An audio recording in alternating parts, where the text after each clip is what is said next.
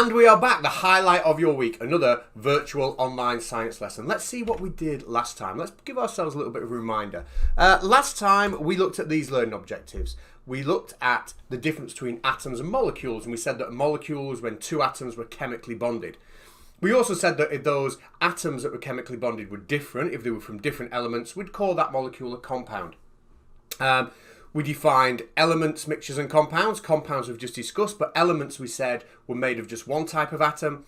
And we said a mixture was when we had different substances that weren't chemically bonded. So the air, for example, will be a mixture. I have oxygen in it, I have carbon dioxide in it, and so on. And those gases are not chemically bonded to each other. So the air, for example, is a mixture. And you'll have had some worksheets sent home by Miss Bladen for that. And you'll have done them, and they will have been absolutely brilliant. Any questions, just email me and I will fire back. But that was last lesson. What are we looking at this week? I can hardly wait. So exciting. These are the learning objectives for this week. We're now going to move on and we're going to start looking at how we use chemical symbols to identify certain elements. And certainly by the time you leave in year 11, you'll have 20 chemical symbols that really you should be able to recall from the top of your head. So we'll make a start with that today. We're going to look at the fact that different elements have different properties. So we'll look at what the term property actually means. Because I think sometimes when I'm doing this with year 10s and 11s, I might get a question that says, describe how the properties of magnesium or the properties of silver make it ideal for this particular use. And that word properties seems to confuse them and they can't answer the question because of it. So we'll deal with the word properties specifically today. And then we're going to look at the fact that our resources are quite limited. So let's begin. Let's begin with this first one here. Use chemical symbols for common elements. Well, listen, when the ancient scientists, right, when I say ancient, I mean a little bit older than me, when they were looking at all the elements and discovering new elements, they lived in a world without the internet. They lived in a world without telephones.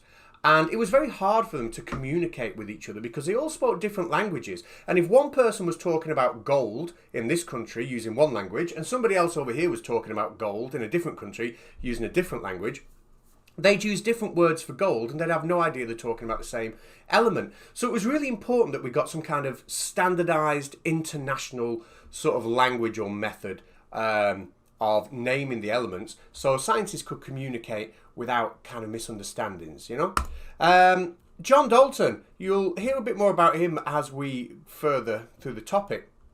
But these are the elements and the symbols that he decided to use. And we can see, looking at those, that the symbols are actually quite complicated. I couldn't, remember all those symbols and draw them out properly without a whole lot of work.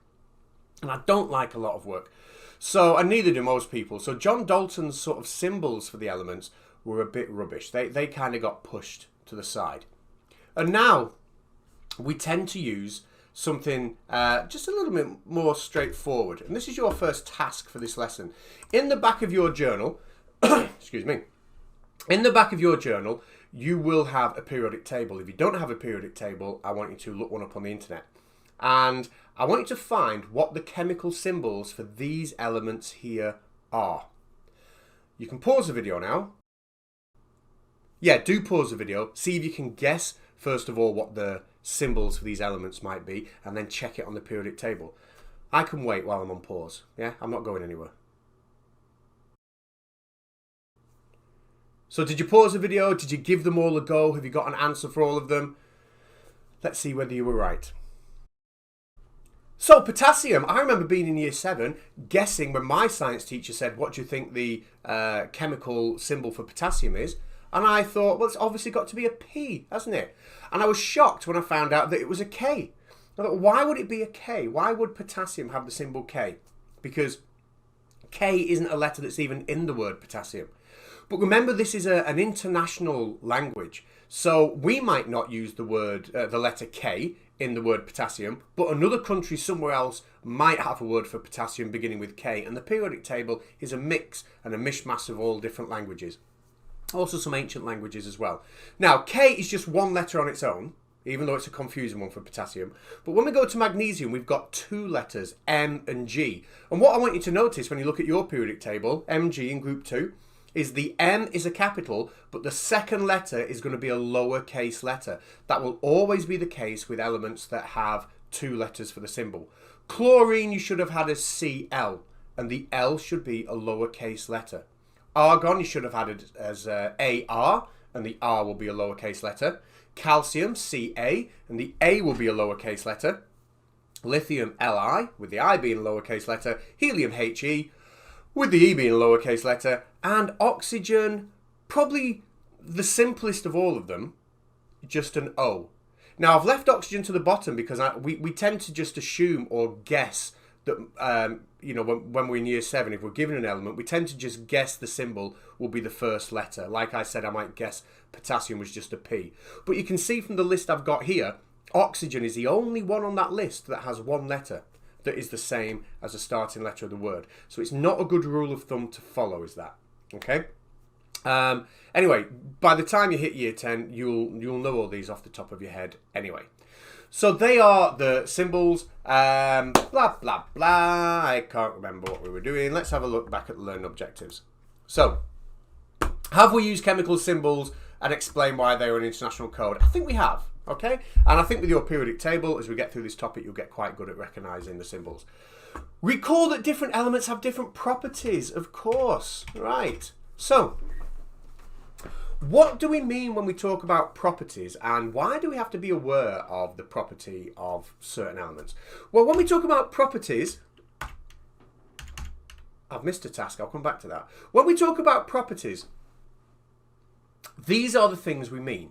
We're talking about boiling point. Has something got a high boiling point or a low boiling point? Melting point, is it high or low? Is it soluble? Can I put it in water or another solvent and watch it dissolve? Is it strong? Can I build bridges out of it, or is it quite weak?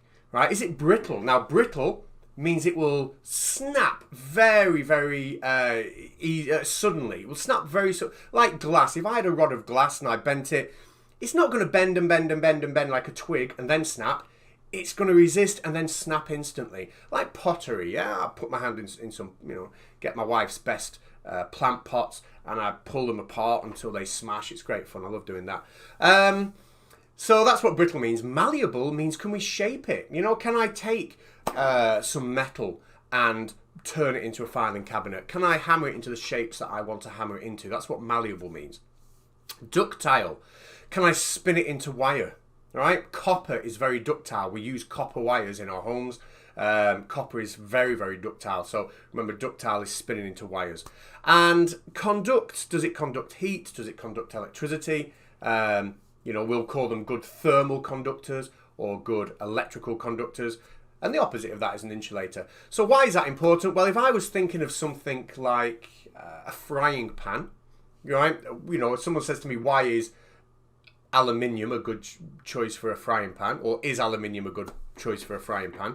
I would have to consider its properties. Would a frying pan be a good thermal conductor? Would aluminium be a good thermal conductor? Would it have a high boiling point or melting point? I don't want my frying pan melting. Will it be strong? Yeah, strong enough to hold the weight of all the food I'm going to put inside it, which would be quite considerable. So we've got to consider the properties of the of an element when we're considering whether it's useful for a particular job. All right. So, for example, any kind of element or compound or material that I'm going to build a bridge out of would have to be very, very strong. Not reactive either, not corrosive could be another property I would put on there. It's not going to react very quickly with the air around it or the water. It's not going to rust very quickly, etc., etc. So let's see what the textbook has to say about that. And for the rest of this lesson, you're going to have to click on the other video link that's been sent to you in class charts for lesson 2 part B. The reason for that is this is a new YouTube channel. It's not got many subscribers, and so I'm not allowed to post videos that are over 10 minutes long. And this will be if I leave it all as one intact lesson. So click now on lesson 2 part B to carry on.